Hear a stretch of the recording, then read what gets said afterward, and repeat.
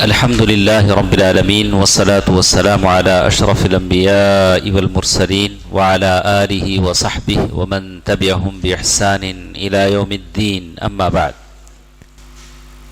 آپ کے سامنے جو کتاب ہے اس کتاب میں آج جو حصہ ہم پڑھیں گے The greatest thing that Allah commanded is توحید، وہاں سے پڑھنا ہے. آپ کی کتاب میں ہے، آپ کو مل گیا ہمارے. ہاں، عربی میں شیخ نے جو متن لکھا ہے وَأَعْظَمُ مَا أَمَرَ اللَّهُ بِهِ التَّوْحِيدُ، سب سے بڑی چیز جس کا اللہ تبارک و تعالیٰ نے حکم دیا ہے وہ کیا ہے؟ توحید. انگریزی میں وہی تو ہے، سب سے بڑی چیز جس کا اللہ تبارک و تعالیٰ نے حکم دیا ہے وہ کیا ہے؟ توحید.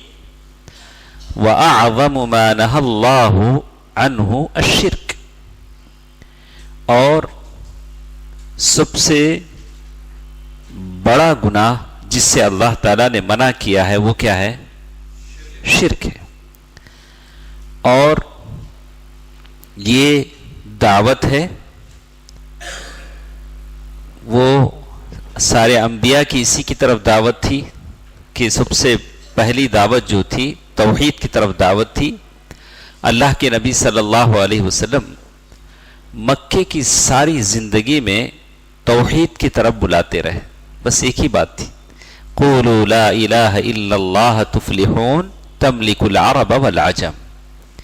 لوگو لا الہ الا اللہ پڑھ لو، عرب و عجم کے مالک ہو جاؤ گے. مکے کی 1.5-2 لاکھ کی آبادی میں کام کر رہا ہے. مکے کی 1.5-2 لاکھ کی آبادی میں اللہ کے نبی صلی اللہ علیہ وسلم کبھی بازار عکاظ میں، کبھی سوق ذو المجنہ میں جہاں حاجی بیٹھتے تھے توحید کی دعوت دیتے تھے. تو آج کا اس درس ہمارا جو شروع ہوگا، سب سے پہلے کل کے درس میں ہم نے ایک بات پڑھی تھی، ہم آپ کو یاد دلا دیں. دین حنیف، ملت ابراہیمی کیا ہے؟ تو ہم نے کہا کہ شرک سے یکسر پاک اور خالص اللہ تعالیٰ کی توحید پر بنیاد جس کی ہو، مبنی ہو، وہ حنیفیت ہے.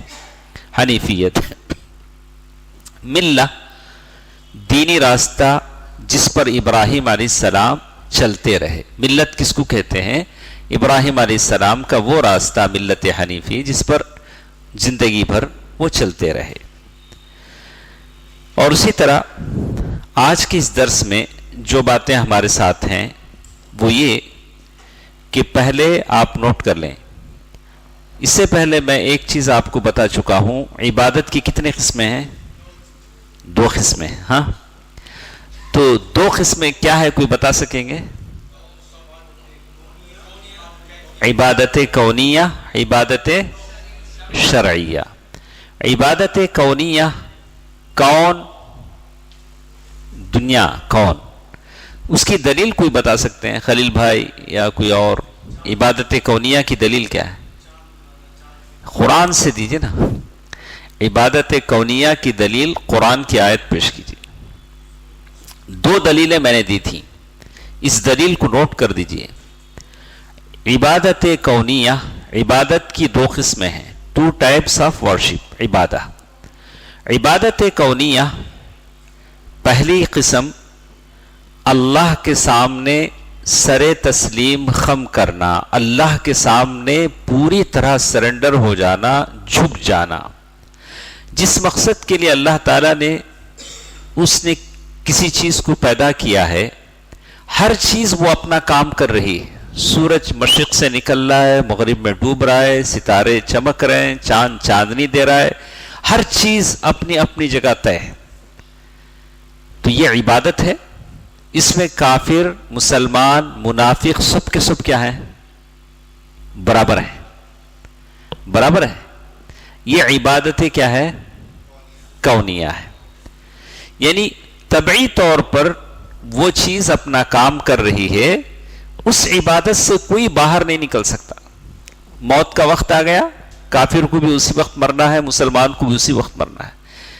دنیا میں آنے کا وقت آیا تو بچہ بھی اسی وقت پیدا ہوگا، کافر کا مسلمان کا.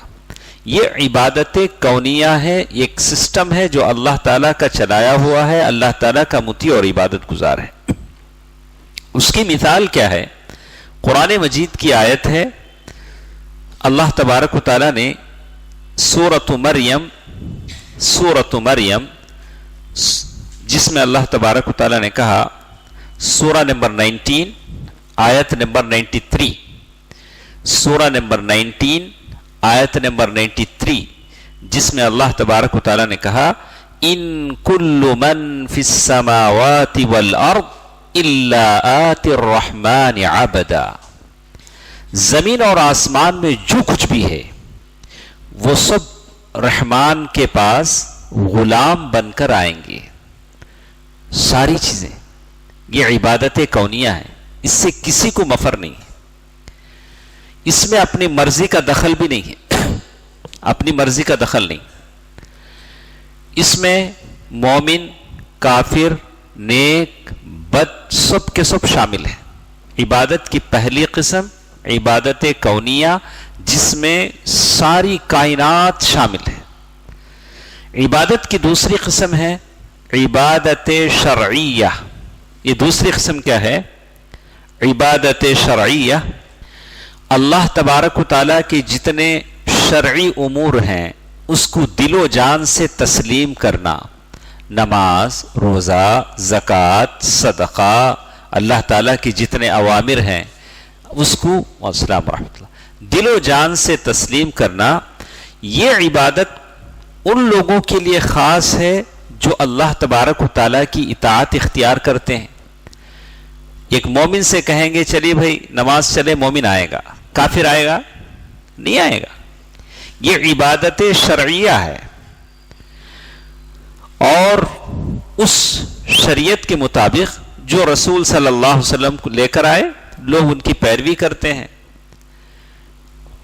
اس کی مثال آپ لکھیں وَعِبَادُ الرَّحْمَنِ الَّذِينَ يَمْشُونَ عَلَى الْأَرْضِ هَوْنًا وَإِذَا خَاطَبَهُمُ الْجَاهِلُونَ قَالُوا سَلَامًا. سورۃ الفرقان کی آیت ہے جس میں اللہ تبارک و تعالیٰ نے سورۃ الفرقان سورہ نمبر 25 آیت نمبر 63، جس میں اللہ تبارک و تعالیٰ کہتے ہیں رحمان کے بندے وہ ہیں جو زمین پر آہستگی، وقار، عجز، انکساری کے ساتھ چلتے ہیں، اکڑتے ہوئے نہیں چلتے. زمین پر وہ چلتے ہیں تو عاجزی کے ساتھ چلتے ہیں. یمشون، بڑے انکساری کے ساتھ چلتے ہیں، لیکن ایسا بھی نہیں کہ بالکل بیمار کی طرح چلیں. حضرت عمر رضی اللہ تعالیٰ عنہ غصہ ہوتے تھے، بولتے تھے کہ اچھا چلو، لیکن اچھا چلنے کا یہ مطلب نہیں کہ اکڑتے ہوئے یعنی تکبر کرتے ہوئے چلے، یہ بھی نہیں تھا. اللہ کے نبی صلی اللہ علیہ وسلم کے بارے میں آتا ہے کہ آپ چلتے تھے تو ایسے چلتے تھے جیسے کوئی بلندی سے نیچے کی طرف اتر رہا ہو. تو یہاں یہ دلیل ہے وَعِبَادُ الرَّحْمَنِ الَّذِينَ يَمْشُونَ عَلَى الْأَرْضِ هَوْنًا. اللہ تبارک و تعالیٰ کے رحمان کے بندے وہ ہیں جو زمین پر آہستگی کے ساتھ، عاجزی کے ساتھ، انکساری کے ساتھ چلتے ہیں. تو اس طرح سے عبادت کی کتنی قسمیں ہوئیں؟ 2 قسمیں ہوئیں. پہلی قسم عبادت کونیہ، اس کی دلیل دیجئے یونس بھائی. یاد کریں، میں اچھی طرح بولتا ہوں، جب تک ہم یاد نہیں کریں گے ہمارے پاس کوئی یہ جمع نہیں ہوگا. ہم ایک آیت کسی کے سامنے پڑھ لیں تو سامنے والا متاثر ہو جائے گا. علم یاد کیا جاتا ہے. ایک بات میں بتاؤں، اللہ تبارک و تعالیٰ نے ہر چیز کی جگہ بتائی. قرآن کی جگہ کے بارے میں کہا آیات بینات فی صدور الذین اوتوا العلم. یہ جو قرآن کی آیتیں ہیں یہ لوگوں کا سینہ ہے. یہ کہاں رہنا چاہیے؟ لوگوں کے سینوں میں. قرآن کی آیتوں کی جگہ کہاں ہے؟ سینے میں. یہ طاقچے میں، الماری میں، اس میں محراب میں نہیں. اس کا جگہ کہاں ہے؟ آپ یاد کریں جتنا یاد ہو سکتا ہے، جتنی آیتیں یاد ہو سکتی ہیں. عبادت کونیہ کی کیا بول رہے تھے ہمارے یونس بھائی؟ بولا کہ ان کل من فی السماوات والارض الا آتی الرحمن عبدا. ٹھیک ہے، عبادت شرعیہ کی دلیل وعباد الرحمن الذین یمشون علی الارض ہونا. اب دونوں میں کیا فرق ہے ذرا سنیے. پہلی قسم کی عبادت پر انسان تعریف کے لائق نہیں. اگر پہلی قسم کی عبادت کرتا ہے تو اس کو کرنا ہی ہے، اسے اس کی مرضی کا کوئی دخل نہیں ہے، اس کی مرضی کا اس میں کوئی دخل نہیں ہے، اس کو تو وہ کرنا ہی ہے. اور جیسے انہوں نے کہا، اور دوسری قسم کے بارے میں وہ کہتے ہیں البتہ بعض عادات ہیں. پہلی قسم کی جو عبادت ہے عبادت کونیہ، بعض طبعی عادتیں ہیں، خصائل ہیں، مثلا سخاوت ہے، فراغ دلی ہے، اللہ تعالیٰ اس پر بھی اسے ثواب دیں گے گرچہ کہ وہ عبادت کونیہ ہے. سخاوت ایک کافر بھی کرتا ہے، آپ بھی کرتے ہیں، لیکن آپ کے کرنے میں نیت شامل ہوتی ہے. بیوی بچوں کو پالنے کا معاملہ ہے، ایک کافر بھی اپنی بیوی بچوں کو پالتا ہے، آپ بھی اپنی بیوی بچوں کو پالتے ہیں. اللہ کے نبی صلی اللہ علیہ وسلم فرمایا لقمۃ تضع فی فم زوجتک، ایک نوالا کھانا جو اپنی بیوی کو آپ بڑے پیار سے کھلاتے ہیں، اللہ اس پر بھی آپ کو ثواب دیں گے. یہاں نیت کا عمل دخل ہوتا ہے. تو معلوم یہ ہوا کہ البتہ جو دوسری قسم عبادت کی ہے عبادت شرعیہ، ہر چیز سے وہ ہر قسم سے وہ قابل تعریف ہے. عبادت شرعیہ، عبادت کی کتنی قسمیں ہوئیں؟ دو قسمیں، عبادت کونیہ اور پھر عبادت شرعیہ. اس کے بعد جو چیز ہمارے ساتھ رہ جاتی ہے وَأَعْظَمُ مَا أَمَرَ اللَّهُ بِهِ التَّوْحِيدُ، the greatest thing، جیسے ٹیکسٹ آپ کے سامنے ہے، جو سب سے بڑی چیز وہ اللہ تبارک و تعالیٰ کی توحید ہے. سنگلنگ اللہ تبارک و تعالیٰ کی توحید ہے جو عبادت میں پائی جاتی ہے. توحید یہ وحد یوحد توحیدا، مصدر ہے، ورب ہے. توحید وحد، واحد سنگل، وحد کسی کو اکیلا بنانا، ایکتا بنانا، تو اسی سے توحید نکلا ہے، کسی کو ایک ماننا. ایک کب مانیں گے آپ؟ کسی کو ایک اس وقت مانیں گے اس کے اندر ساری خوبیاں ہوں، کسی طرح کی اس میں کوئی کمی بیشی نہ ہو. اللہ کی ذات اس میں کوئی عیب نہیں، ساری خوبیوں کا وہ مالک ہے. اللہ تبارک و تعالیٰ کے پاس ساری خوبیاں ہیں. تو اللہ تبارک و تعالیٰ اسی لیے کہتے ہیں کہ انسان اس وقت تک موحد نہیں ہو سکتا جب تک کہ وہ اس بات کی گواہی نہ دے کہ اللہ کے سوا کوئی عبادت کے لائق نہیں، تب تک وہ موحد نہیں ہو سکتا. اور وہ ساری چیزوں میں الوہیت کی نفی کر دے، کوئی چیز اللہ تبارک و تعالیٰ کے برابر ہم سر، جیسے ہم نے کل پڑھا لا ند لہ لا نظیر لہ لا شبیہ لہ، اللہ کے نہ کوئی مشابہ ہے، اللہ کے نہ کوئی ہمسر ہے، اللہ کے نہ کوئی برابر ہے. آپ پوری طرح اس کی نفی کر دیں تب تک آپ موحد نہیں ہو سکتے. اور توحید تو یہ ہے کہ صرف اللہ تبارک و تعالیٰ کی عبادت کی جائے، اسی کی بندگی کی جائے، نہ کسی مقرب فرشتے کی، نہ کسی بادشاہ کی، نہ کسی مخلوق کی، صرف اللہ تبارک و تعالیٰ کی عبادت ہو. اور اسی طرح توحید کی ایک تعریف اور بھی ہے. یہ جو باتیں ہم پڑھ رہے ہیں کہ اللہ تبارک و تعالیٰ نے سب سے بڑا حکم توحید کا دیا ہے، سب سے پہلی چیز. تو یہ توحید ہے کیا چیز، یہ تو معلوم ہونا چاہیے. اگر میں لوگوں کے سامنے کہوں آپ موحد بن جاؤ، توحید بن جاؤ، وہ بولے گا کہ توحید ہے کیا چیز، پہلے وہ تو بتائیں توحید کسے کہتے ہیں. آپ کو معلوم ہونا چاہیے کہ توحید کیا ہے. توحید کی ایک تعریف تو یہ ہے کہ اللہ تبارک و تعالیٰ ہی عبادت کے لائق ہے. اللہ تبارک و تعالیٰ ہی ایسا ہے جس کا تقرب حاصل کیا جائے، جس کی قربت طلب کی جائے، اور اس میں کوئی عیب نہیں ہے، اور وہ ساری کمال، اس کی صفات سب کے سب کمال کے ہیں، ساری چیزیں. جیسے انسان سنتا ہے، سارے لوگ ایک ہی بار بولیں تو انسان سن نہیں پاتا.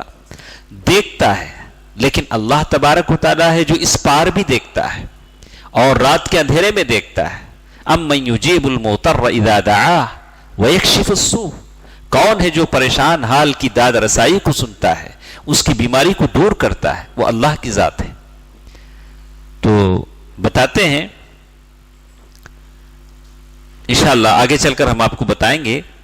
توحید کی ایک تعریف یہ ہے کہ اللہ تبارک و تعالیٰ کو ان تمام صفات میں یکتا ماننا جو اس کے ساتھ خاص ہیں. صفات کس کو کہتے ہیں؟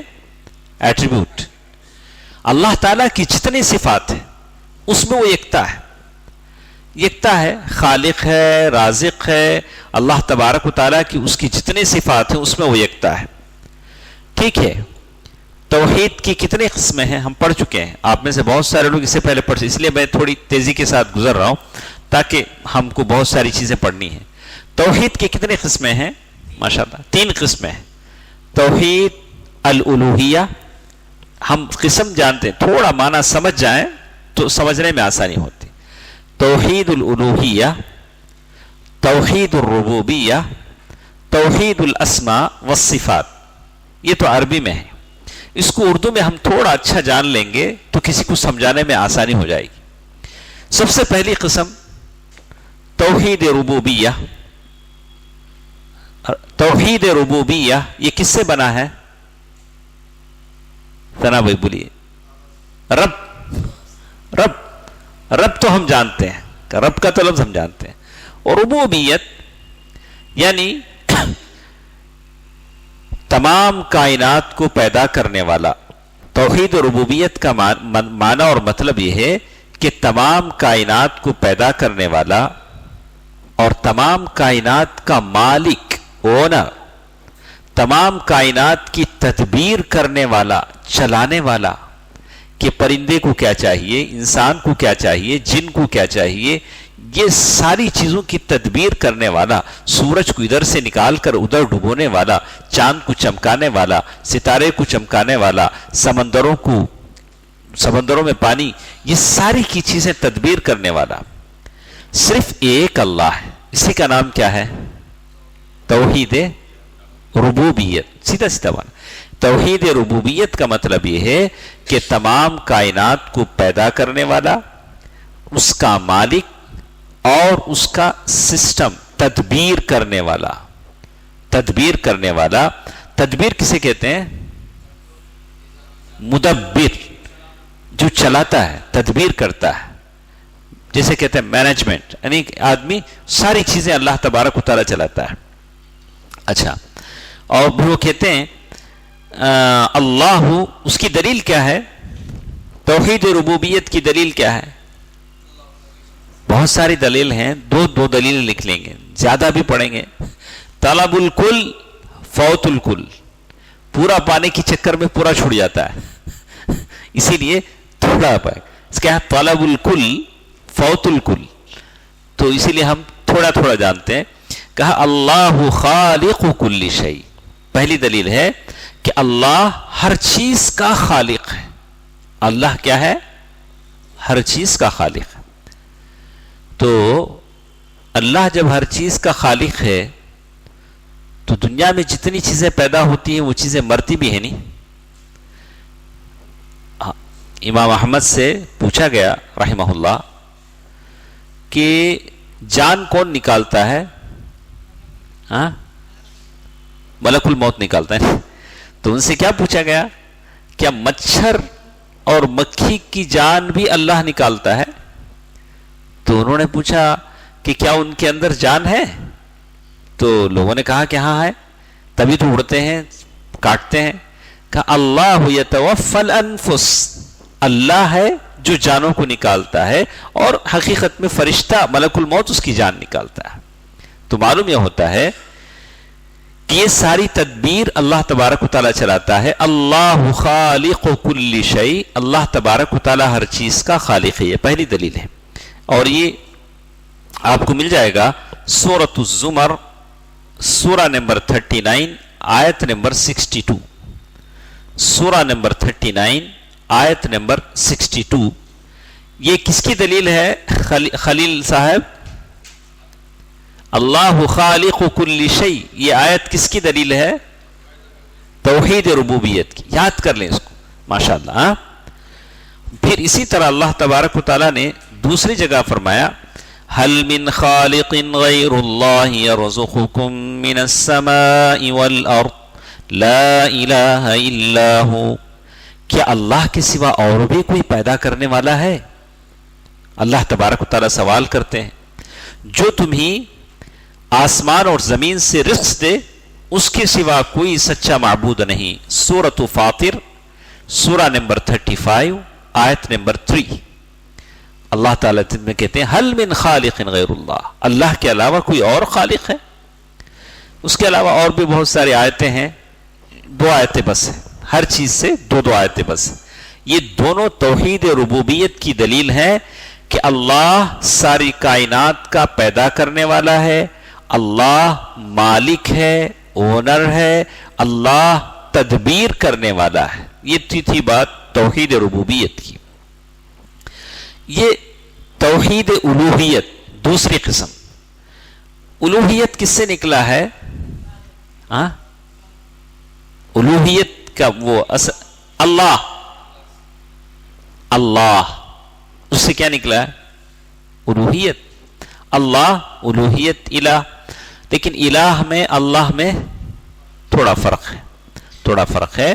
اللہ اس میں جلالہ ہے، صرف اللہ کے لیے استعمال ہوتا ہے. فرعون نے بھی اپنے آپ کو ان اللہ نہیں کہا، کیا کہا؟ رب کہا.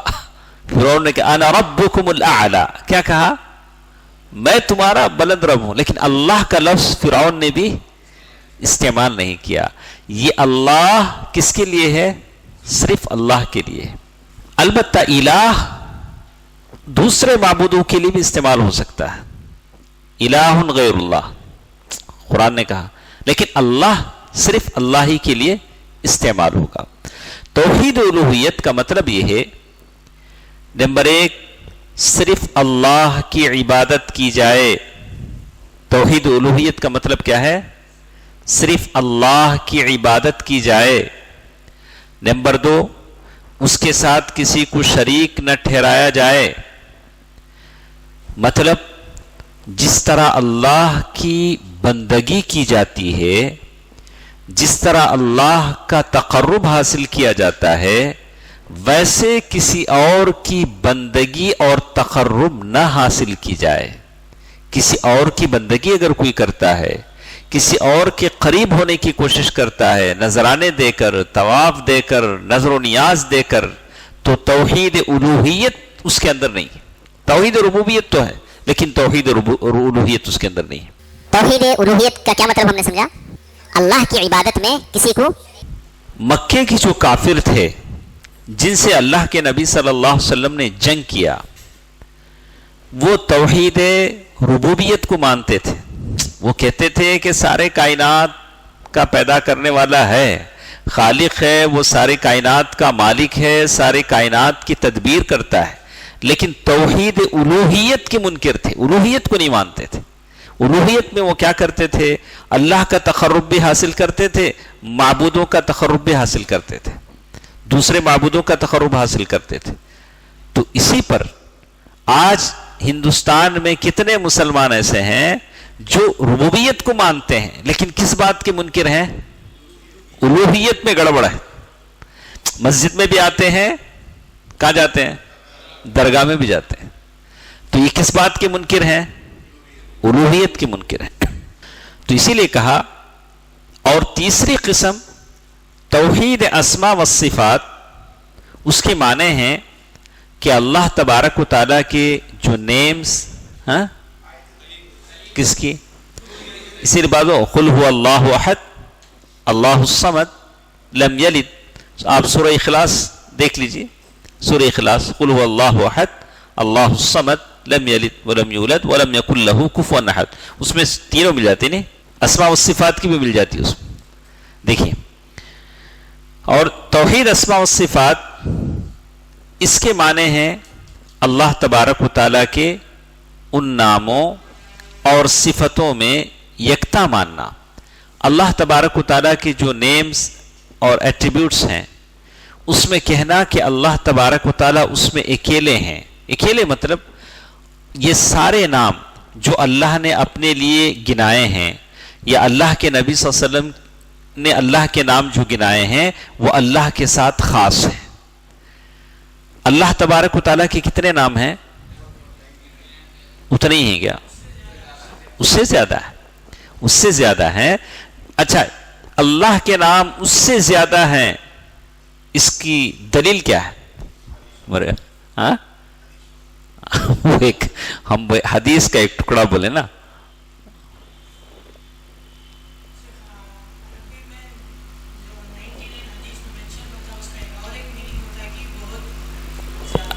میں حدیث چاہتا ہوں، آپ حدیث یاد ہے بولیے، یا کسی کو یاد ہے تو موقع دیجیے. اللہم انی اسألک بکل اسم هو لک سمیت به نفسک او انزلته فی کتابک او علمته احدا من خلقک او استأثرت به فی علم الغیب عندک. اللہ کے نبی صلی اللہ علیہ وسلم نے کیا کہا؟ اللہم اے اللہ میں تیرے نام سے دعا کرتا ہوں. بکل اسم هو لک سمیت به نفسک، ہر اس نام سے جس نے تو اپنے آپ کو موسوم کیا. او انزلتہ فی کتابک، یعنی کتاب میں تو نے اپنا نام کہا قرآن مجید میں. او علمتہ احدا من خلقک، یا تو نے اپنے پیارے نبی صلی اللہ علیہ وسلم کو سکھایا، اپنے کسی بندے کو. او استأثرت به فی علمک الغیب عندک، یا تو نے بہت سارے نام ایسے ہیں جو تو نے غیب میں رکھ دیے، ہم کو نہیں پتا، قرآن میں نہیں پتا، اللہ کے نبیوں کو نہیں بتایا گیا. بہت سارے نام ہیں جو تو نے اپنے پاس رکھ لیے. تو اللہ کے نبی صلی اللہ علیہ وسلم یہ دعا فرماتے تھے. تو معلوم یہ ہوا کہ 99 نام سے بھی زیادہ نام ہیں، جس کی دلیل یہ دعا ہے. تو یہ سارے نام اللہ تبارک و تعالیٰ کے لیے مانے جائیں، اور ان ناموں میں کسی طرح کی تعویل تحریف کو روا نہ رکھا جائے. اللہ کے ناموں میں توڑ مروڑ کرنا، جیسے بہت سارے ہیں. عبد اللہ پورا نام ہوتا ہے، اس نام کو کیا کرتے ہیں؟ عبدو بلاتے ہیں. یا اللہ کے ناموں میں آدھا نام پکارتے ہیں. بہت سارے ہیں. اللہ کے ناموں میں ایسے نام توڑ مروڑ کر پیش نہ کیے جائیں یا معنن تحریف کی جائے. اس کا یہ مطلب نہیں ہے، اس کا یہ معنی نہیں ہے. نہ لفظاً تحریف ہو نہ معنن تحریف ہو، اللہ کے ناموں کو بالکل ویسے مانا جائے. اور تو معلوم یہ ہوا کہ توحید کی کتنی قسمیں ہیں؟ 3. توحید اللہ تعالیٰ نے اسی لیے کہا وَلِلَّهِ الْأَسْمَاءُ الْحُسْنَى فَادْعُوهُ بِهَا وَذَرُوا الَّذِينَ يُلْحِدُونَ فِي أَسْمَائِهِ. اللہ تعالیٰ نے کہا کہ اللہ کے اچھے اچھے نام ہیں، ان ناموں میں سے اللہ کو پکارو، لیکن اللہ کے ناموں میں کجی اختیار نہ کرو، کچروی اختیار نہ کرو. تو اس سلسلے میں اللہ تبارک و تعالیٰ یہ توحید کی 3 قسمیں. توحید ربوبیہ، بولیے توحید ربوبیت کی کیا؟ ہاں، اللہ خالق ہے، اللہ رازق ہے، مالک ہے، سارے کائنات کی تدبیر کرتا ہے.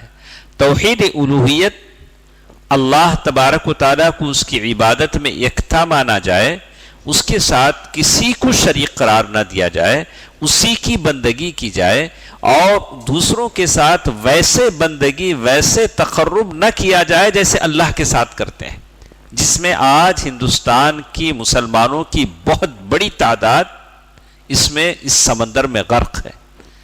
اور اسی لیے شیخ البانی رحمہ اللہ نے کتاب لکھی التوحید اولا یا دعاة الاسلام. اے اسلام کے داعیوں، سب سے پہلے کام کرو تو کس پر کام کرو؟ توحید پر کام کرو. یہ سب سے بڑی ضرورت ہے. اور تیسری قسم رہ گئی ہمارے ساتھ توحید الاسماء والصفات. تو یہ 3 قسمیں ہیں، بڑی لمبی تفصیل ہے، آپ کچھ باتیں جانتے ہیں، انشاءاللہ پھر کبھی تفصیل میں ہم اس کو جائیں گے. تو شیخ محمد بن عبد الوہاب علیہ الرحمہ نے اس کتاب میں جو توحید مراد لی ہے وَأَعْظَمُ مَا أَمَرَ اللَّهُ بِهِ التَّوْحِيد، یہ توحید سے مراد توحید کی کون سی قسم ہے؟ بول اکرم۔ الوہیت۔ یہاں توحید سے مراد توحید ربوبیت نہیں، توحید الاسماء والصفات نہیں، یہاں توحید سے مراد توحید الوہیت ہے، اور اسی کا انکار مشرکوں نے کیا۔ اللہ کے نبی صلی اللہ علیہ وسلم نے مشرکینوں سے جنگ کیا، ان کے مالوں اور زمینوں کو مال غنیمت کے طور پر تقسیم کیا، اور اسی توحید کے وہ منکر تھے۔ اور اللہ تبارک و تعالیٰ نے قرآن مجید میں ارشاد فرمایا وَلَقَدْ بَعَثْنَا فِي كُلِّ أُمَّةٍ رَسُولًا أَنِ اعْبُدُوا اللَّهَ وَاجْتَنِبُوا الطَّاغُوتَ، یقیناً ہم نے ہر امت میں ایک رسول بھیجا کہ اللہ کی بندگی کرو، وہ رسول کہے کہ اللہ کی بندگی کرو۔ سورۃ النحل سورہ نمبر 16 آیت نمبر 36۔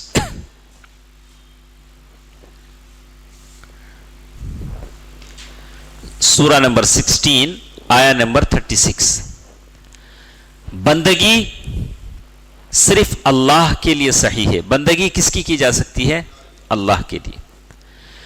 جو شخص اس بندگی میں خلل ڈالتا ہے وہ پکا مشرک ہے، پکا مشرک ہے، چاہے وہ توحید ربوبیت کو مانتا ہو، توحید اسماء و صفات کو مانتا ہو، لیکن توحید الوہیت کو نہیں مانتا، اللہ کی بندگی میں کسی اور کو شریک کرتا ہے، اللہ کی تقرب پانے کے لیے نظر و نیاز کرتا ہے، جانور ذبح کرتا ہے اور بہت سارے رسم و رواج کرتا ہے، تو یقینی طور سے جیسے ایسا آدمی مشرک ہے، کافر ہے۔ ایک مثال دے کر آپ سمجھیں کہ ایک آدمی ہے، توحید ربوبیت کا اقرار کرتا ہے، توحید الاسماء والصفات کا اقرار کرتا ہے، لیکن کسی قبر پر جا کر قبر والے کی بندگی بھی کرتا ہے۔ قبر والے کی بندگی کرنا کیا ہوتا ہے؟ قبر کا چکر لگاتا ہے، قبر کا طواف کرتا ہے، وہاں جا کر نظر و نیاز مانگتا ہے۔ یعنی صاحب قبر اپنے طور سے قبر میں جا نہیں سکا، قبر میں جا کے لیٹ نہیں سکا، لوگ پہلے اترے پھر اسے قبر میں اتارا، اسے کفن لوگوں نے پہنایا، پورا کرنے کے بعد یہ کیا کرتا ہے؟ یہ خود جا کر وہاں مانگتا ہے، اور قبر کے اندر کیا حالت ہے اس کو نہیں پتا، لیکن اوپر سے تو صندل، چادر، ساری چیزیں ہوتی، قبر کے اندر کیا چیز ہے وہ اللہ تبارک و تعالیٰ کو پتا ہوتا ہے۔ تو ایسے قبر کی نام کی نظر و نیاز کرتا ہے تو ایسا شخص کافر ہے، اور اس کی قربت حاصل کرنے کے لیے وہ قربانی بھی کرتا ہے۔ تو معلوم یہ ہوا کہ ایسا شخص ہمیشہ جہنم میں رہے گا، اور سب سے اہم چیز جس کا اللہ تعالیٰ نے حکم دیا وہ کیا ہے؟ توحید۔ توحید کی کتنی قسمیں بتائیں؟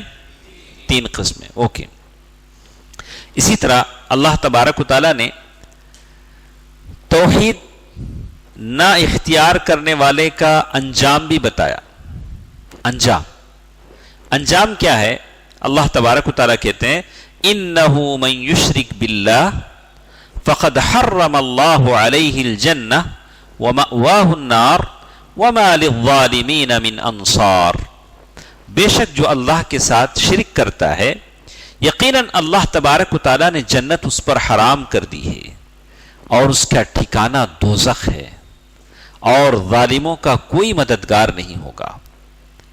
یہ اللہ سورۃ المائدہ سورہ نمبر 5 آیت نمبر 72، سورہ نمبر 5 آیت نمبر 72، تو جس میں بتایا گیا کہ شرک کا انجام کیا ہے؟ جہنم ہے۔ ہماری ذمہ داری بنتی ہے ہمارے خاندانوں میں جو افراد شرک کے مرتکب ہوتے ہیں ان کو روکیں، ان کو احساس دلائیں، ان کو توبہ کرنے کی کہیں، تاکہ وہ ہمارے ساتھ جنت میں داخل ہو۔ یہ ہماری ذمہ داری بنتی ہے۔ یہ بہت بڑا گناہ ہے، سود، یہ شراب، یہ تو ہو سکتا ہے اللہ تعالیٰ وہ مرنے سے پہلے توبہ کر لے، اللہ تعالیٰ معاف فرما دے، لیکن شرک ایسا چیز ہے اگر وہ بنا توبہ مر جاتا ہے تو پھر اس کا انجام ٹھکانہ جہنم ہے. تو معلوم یہ ہوا کہ توحید سب سے عظیم چیز ہے، اسی پر سارے دین کی بنیاد ہے. اسی لیے نبی کریم صلی اللہ علیہ وسلم نے سب سے پہلے توحید کی دعوت دی.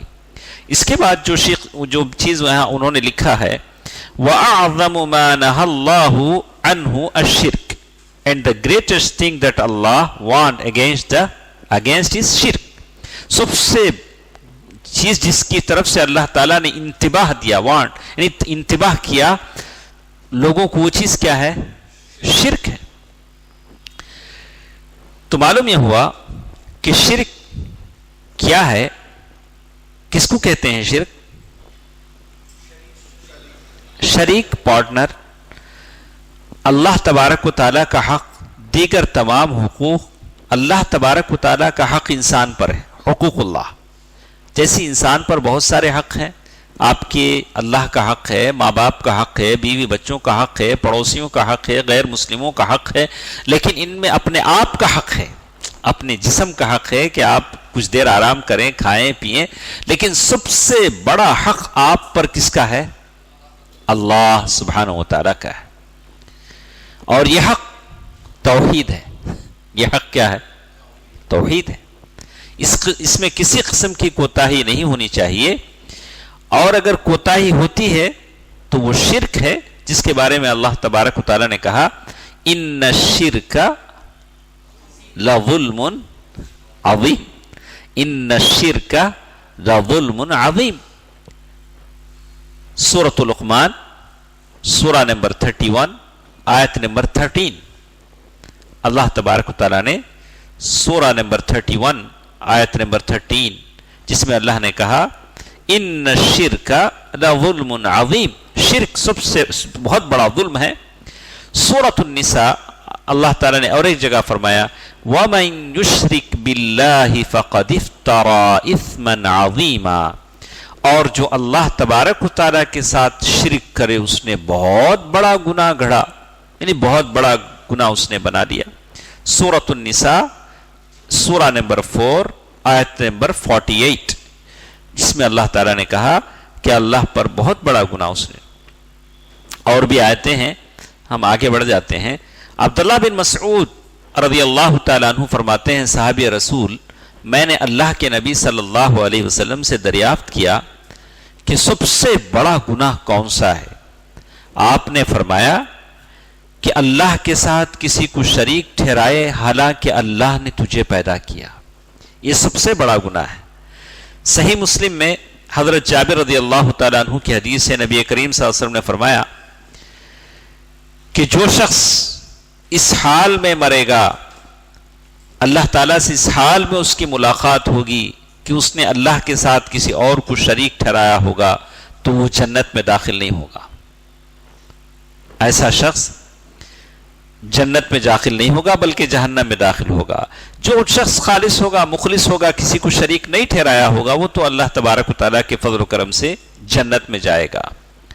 اور اسی طرح اور بھی حدیثیں ہیں من مات وهو يدعو من دون اللہ دخل النار. جو شخص مشرک ہوگا وہ جہنم میں جائے گا، دوزخ میں جائے گا. تو اس طرح سے ہم نے کہا کہ توحید کی کتنی قسمیں تھیں؟ 3. شرک کی کتنے قسمیں؟ 2 ہم پڑھے ہیں. ایک چھوٹا شرک، ایک بڑا شرک. بڑے شرک کے تعلق سے کہا کہ وہ مخرج عن الملہ، آدمی اس کے مرتکب ہونے سے کیا ہوتا ہے؟ شریعت سے باہر آ جاتا ہے. اور جیسے کہا اور چھوٹا شرک جس کے ارتکاب سے آدمی باہر نہیں آتا. تو میں ایک صاحب سے کوئی مثال پوچھ لیتا ہوں، آپ بولی چھوٹے شرک کی مثال بولیے نا. ہاں، تعویذ. اور آپ ریاکاری. آدمی نماز پڑھنے کے لیے ٹھہرا ہے 2 رکعت، دیکھا کہ اپنا کوئی سسر اسے دیکھ رہا ہے، یا جہاں شادی ہونے والی ہے وہاں کا سسر دیکھ رہا ہے، تو 2 کی جگہ 4 پڑھ رہا ہے. بولا کہ پہلے 2 رکعت تو اللہ کے لیے تھے، اب یہ 2 رکعت دوسرے کس کے لیے؟ سسر صاحب کے لیے. اب کوئی صاحب خیرات کرنا چاہ رہے تھے 10 روپے، اچانک کوئی شیخ صاحب وہاں پہنچ گئے, اچھا پھر وہ 10 کی جگہ 50 کا نوٹ بدل گیا, بولا لوگ کہیں کہ میں سخی ہوں, تو کہا کہ یہ چیزیں ہیں ریاکاری ہیں جو اللہ تبارک و تعالیٰ کو پسند نہیں ہے. تو اسی نے کہا کہ یہ ایسا گناہ ہے جو دبے پیر سے انسان کی زندگی میں داخل ہوتا ہے. کون سی چیز وہ؟ ریا. ریا دبے پیر سے انسان کی جسم میں داخل ہوتا ہے, اس کو پتہ بھی نہیں چلتا انسان کو کہ میں کیا کر رہا ہوں, میں کیا کر رہا ہوں, انسان کو پتہ نہیں چلتا ہے. تو اس صورت میں تو معلوم یہ ہوتا ہے کہ انسان کے لیے بڑا شرک, چھوٹا شرک, یہ دونوں چیزیں, ہر طرح کے شرک سے آدمی کو بچنا ضروری ہے. اللہ تبارک و تعالیٰ کا ارشاد ہے ان اللہ لا یغفر ان یشرک بہ ویغفر ما دون ذلک لمن یشاء. سورۃ النساء آیت نمبر 4, سورہ نمبر 4 آیت نمبر 40 پر 8. تو یہاں یہ بتاتے ہیں کہ اللہ تبارک و تعالیٰ نے اس آیت میں کہا شرک کا لفظ استعمال کیا. اب یہاں یہ نہیں پتا ہے کہ کون سا شرک ہے, تو آدمی کو ہر شرک سے کیا کرنا چاہیے؟ بچنا چاہیے. تو یہاں تک ہمارے ساتھ یہ باتیں ہوئیں جس سے معلوم ہوتا ہے کہ آدمی شرک سے بچے. تو ہمارے ساتھ جو اور ایک چیز ہمارے ساتھ آج کے اس درس میں باقی ہے وہ یہ کہ ہم آپ کو پہلے بتاتے ہیں. تو یہاں تک اب کی ساری بحث ہمارے پاس ختم ہو گئی. جو سوالات میں نے آپ کو دیے ہیں وہ شروع کے 4 باتوں کی تھی نا. آج جو سوالات میں نے بھیجے ہیں آپ اس کو دیکھ لیجئے. اس کے بعد جو چیز ہمارے پاس باقی رہ جاتی ہے وہ تھوڑا نوٹ کر لیجئے. وہ یہ ہے کہ 3 بنیادی سوالات ہیں جس کے بارے میں ہم کل سے جانیں گے. جو اصل کتاب کا نام ہے, اب تک جو ہم پڑھ رہے تھے کیا تھے؟ جو امپورٹنٹ چیزیں تھیں, بہت اہمیت کی چیزیں تھیں. 4 باتیں وہ تھیں. پھر 3 باتیں تھیں کہ اللہ نے ہم کو پیدا کیا, اللہ نے ہم کو رزق دیا, اللہ نے ہم کو بیکار نہیں چھوڑا, ہماری ہدایت کے لیے اللہ تعالیٰ نے رسول بھیجے. اور پھر دوسری چیز اس میں کیا تھی؟ بولیے نا. اللہ تبارک و تعالیٰ نہیں چاہتے کہ اللہ کی عبادت میں کوئی شریک ہو, بھلے وہ مقرب فرشتہ ہو یا کوئی رسول ہو, اللہ تعالیٰ نہیں چاہتے. تیسری بات تھی الولاء والبراء, کہ آپ دوستی کس سے کریں, دشمنی کس سے کریں. اس کے بعد وہ چیز تھی حنیفیت کیا ہے نا, حنیفیت کیا ہے, ملت ابراہیمی کیا ہے, ہمارے ساتھ وہ چیز تھی.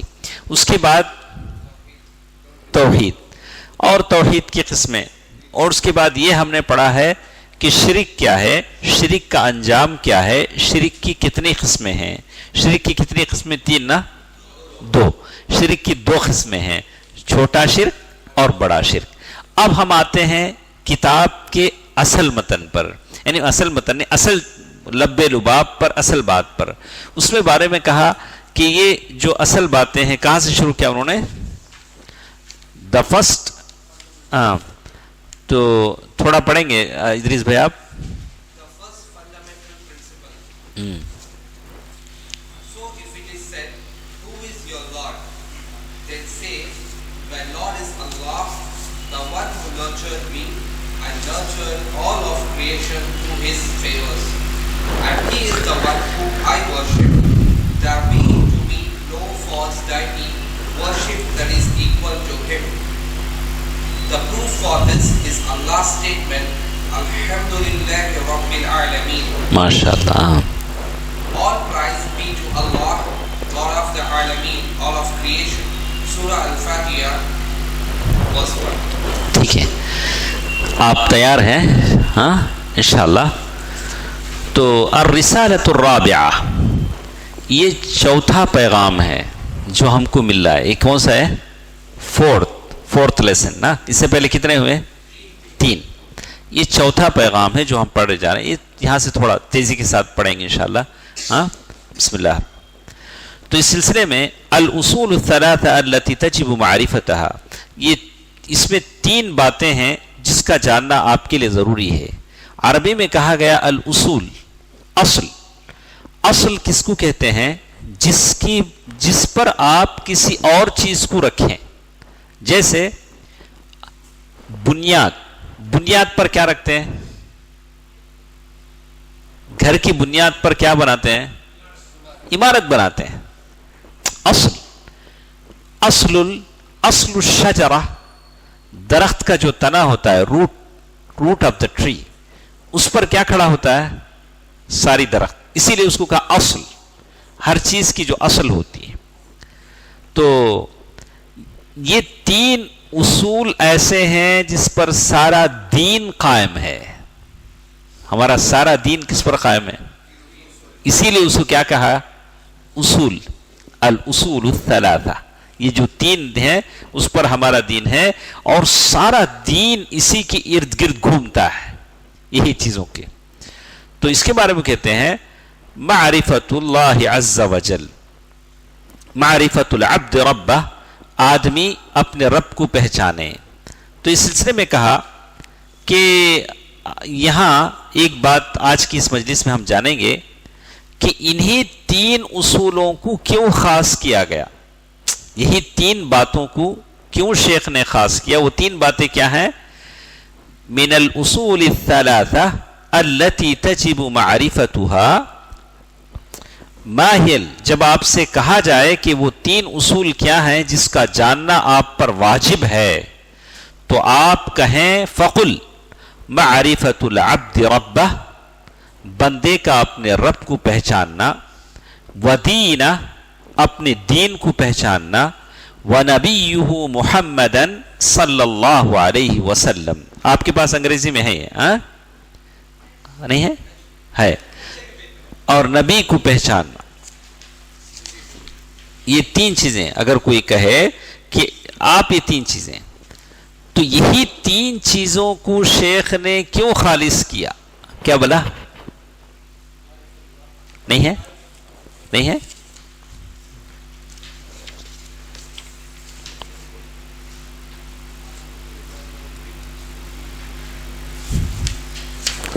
لیکن یہ ہے. تو اس سلسلے میں کہتے ہیں کہ یہی 3 باتوں کو کیوں خاص کیا گیا. تو یہ 3 باتیں وہ ہیں جو قبر میں انسان کی پوچھی جائیں گی. جب انسان قبر میں رکھا جائے گا اور اس پر مٹی ڈال دی جائے گی تو گھر والے واپس چلے جائیں گے. آج تک کوئی اولاد ایسی نہیں رہی کہے کہ ابا اکیلے ہیں قبر میں بھی ابا کے ساتھ کچھ دیر لیٹ جاتا ہوں. ایسی کوئی اولاد نہیں کہی کہ سارے لوگ چلے جائیں گے.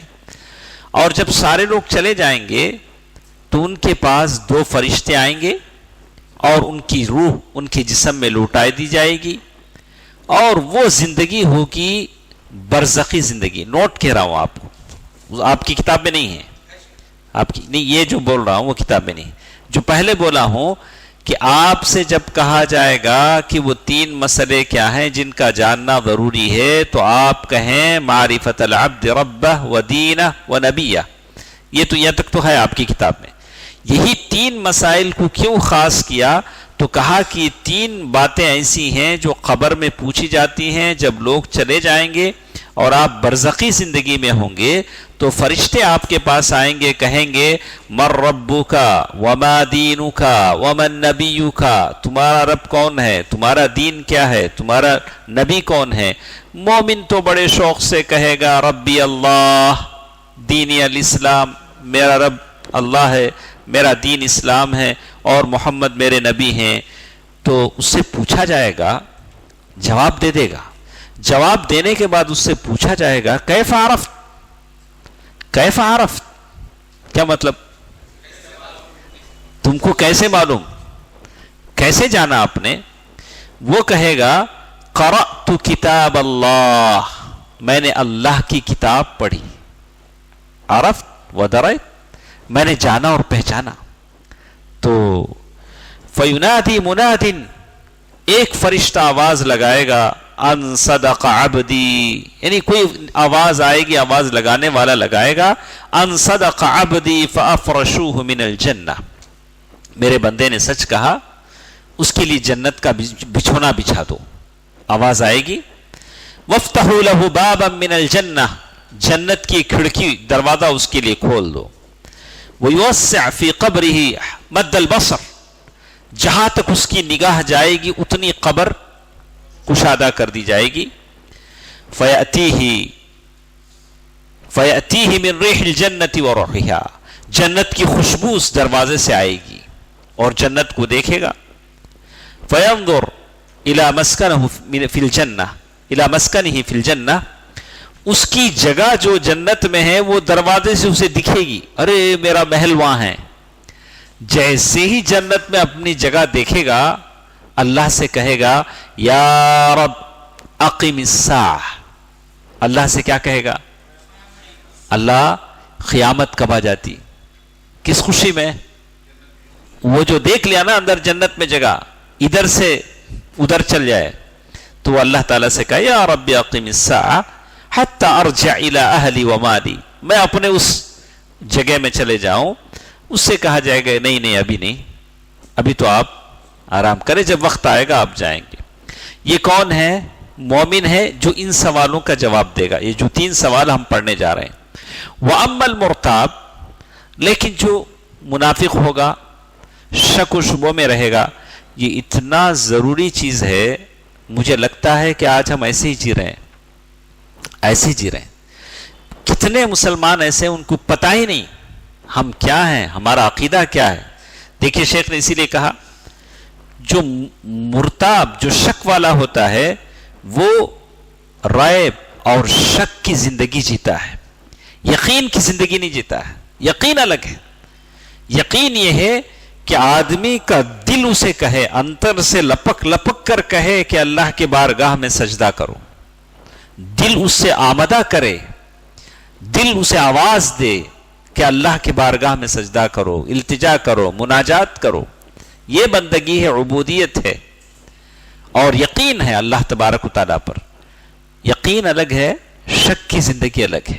جسے کہا گرچہ کہ وہ اسلام کا دعویٰ کرتا ہو لیکن شکوک و شبہات کی زندگی میں جیتا ہے, منافق ہے, اس کی زبان نہیں چلے گی.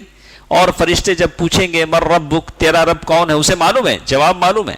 فرشتے جب پوچھیں گے وہ کہے گا لا ادری, میں نہیں جانتا. یہ نہیں کہ اسے معلوم نہیں تھا, معلوم ہے لیکن اس وقت زبان سے نہیں نکلے گا لا ادری. اور جب وہ کہیں گے کہ تیرا دین کیا ہے, وہ کہے گا کہ مجھے نہیں معلوم.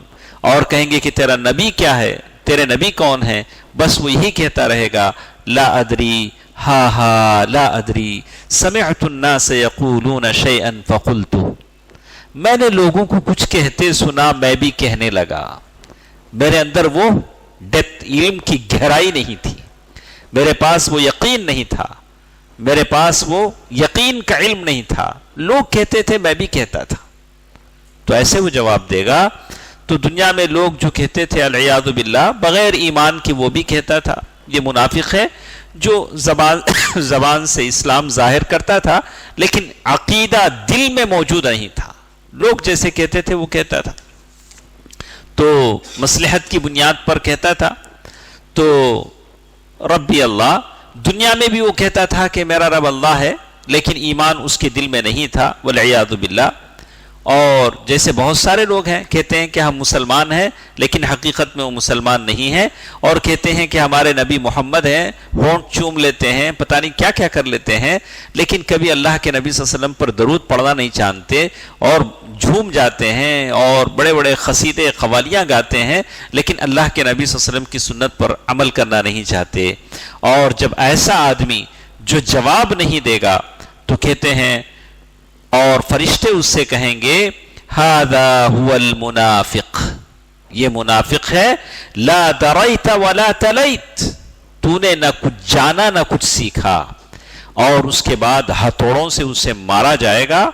کہتے ہیں یسمعها کل شیء الا الانسان, ہر چیز اس کی چیخ کو سنے گی سوائے انسان کے.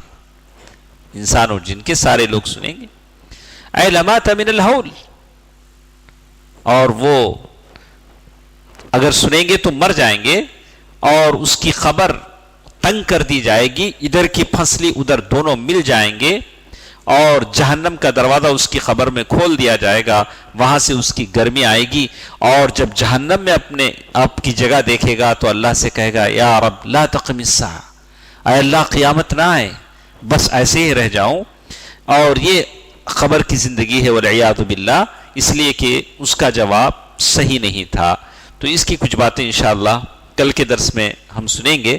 تو کل سے ہمارا یہ درس ہے کہ یہ 3 باتیں پورے یقین کے ساتھ مجھے اور آپ کو جاننی ہے تاکہ یقین کے ساتھ ہم دوسروں تک پہنچائیں. یہ بے یقینی کی زندگی سے لوگوں کو نکالیں، شکوک، شبہات، اوہام، توہم پرستی، اس کی دلدل سے لوگوں کو نکال کر یقین کی طرف لے جائیں. یقین محکم عمل پہم محبت فاتح عالم. تو اسی لیے کہتے ہیں زبان سے کہہ بھی دیا لا الہ تو کیا حاصل، نگاہ دل مسلمان نہیں تو کچھ بھی نہیں. کیا چیز مسلمان ہونا چاہیے؟ نگاہ دل مسلمان ہونا چاہیے. زبان سے کہہ بھی دیا لا الہ تو کیا حاصل، زبان سے کہہ بھی دیا نگاہ دل مسلمان نہیں، دل و نگاہ مسلمان ایسے کچھ ہے تو کچھ بھی نہیں. تو آدمی کوشش کرے اپنی نگاہ کو مسلمان بنائے، اپنے دل کو مسلمان بنائے، اور دل اسے کہے اللہ کے بارگاہ میں سر بسجود ہو جاؤ. یہ سب سے اہم چیز ہے. اللہ تعالیٰ مجھے اور آپ کو عمل کی توفیق دے. ان اللہ ملائکتہ یصلون علی النبی یا ایھا الذین آمنوا صلوا علیہ وسلموا تسلیما. اللهم صل على محمد وعلى آل محمد كما صليت على إبراهيم وعلى آل إبراهيم إنك حميد مجيد. اللهم بارك على محمد وعلى آل محمد كما باركت على إبراهيم وعلى آل إبراهيم إنك حميد مجيد برحمتك يا أرحم الراحمين. والحمد لله رب العالمين. والسلام عليكم ورحمة الله وبركاته.